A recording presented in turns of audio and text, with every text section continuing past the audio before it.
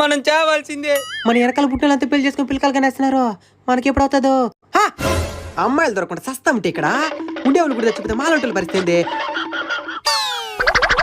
బుద్ధుందా, సిగ్గుందా, అరువుందా, తెలివిందా? నన్ను వదిలేయండి, నేను చచ్చిపోతాను.